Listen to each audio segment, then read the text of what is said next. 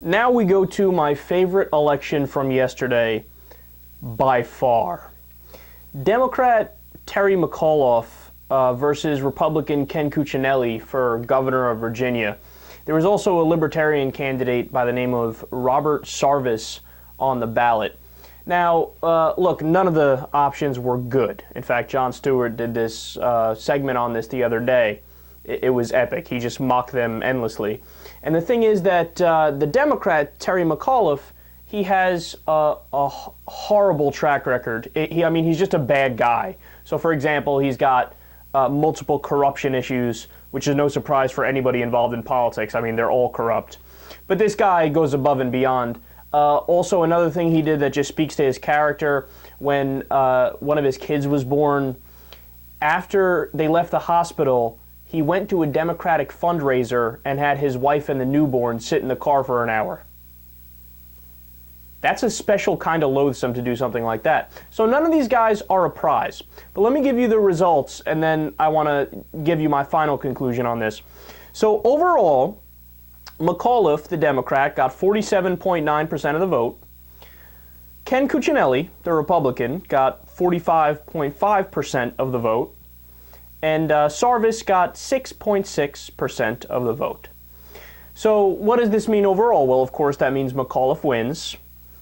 But also, Ken Cuccinelli, if that name sounds familiar, I'll get to it in a second why. The anti-blowjob candidate got a grand total of 1,009,626 votes. The guy who is literally against blowjobs. No, understand what he did. So in 2003, the Supreme Court heard a case, Lawrence versus Texas, where they ruled that state governments can no longer make sodomy laws because it's unconstitutional.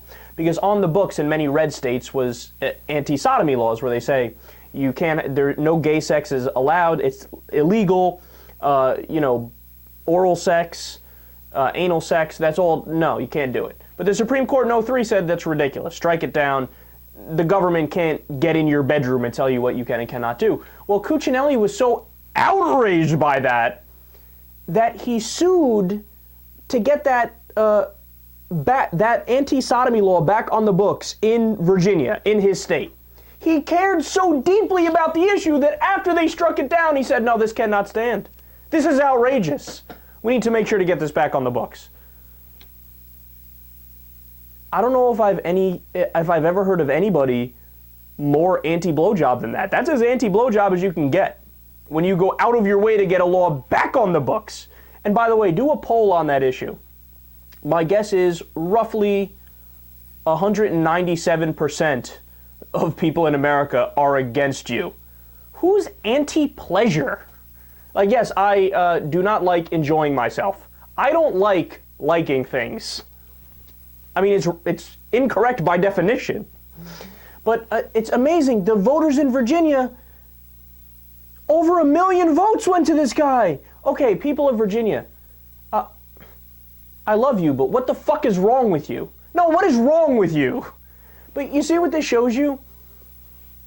People are so stupid and voters are so silly that there's not a single candidate, that doesn't have a shot. And I always think back to, there's a guy by the name of Scott Desjardins. He's a representative, I believe, from Louisiana, but I could be mistaken. I forget which state. This guy ran on a family values platform, anti-drug platform, and pro-life platform. You know what ended up happening? He was cheating on his wife with multiple women. He was caught with marijuana, and also, he's a doctor. He was filling out prescriptions for his mistresses to get high. And he also had his wife and one of his mistresses get an abortion. So he was a hypocrite in every sense of the word, in every area in his life, on every political issue he talked about. I'm pro-life, but please get an abortion. I'm not ready for a baby yet. I'm anti-drug, but pass the joint. I want to get high. I mean, this guy, he got re-elected by a landslide, in a landslide victory. But how is that possible? The Republican voters say, no, we're in favor of family values, being pro-life, et cetera, anti-drug. and we know this guy violated all that, but we're going to vote for him anyway. It was a national news story, and they still voted for him. Now, look, I'm losing hope, man. I'm losing hope. I mean, I guess the only thing, the way I flip this around in my mind is that I guess in a way, it emboldens me. So initially, I lose hope, and I feel like all the energy seeped out of me. But then after a while, you reflect on it and you go, you know what? This makes me want to argue harder for our position. It makes me want to evangelize more about where we stand on the issues, because apparently nobody's paying attention and we got to beat it into their heads. So we will do exactly that. But hey, if you want, please keep voting for the anti-blowjob dude.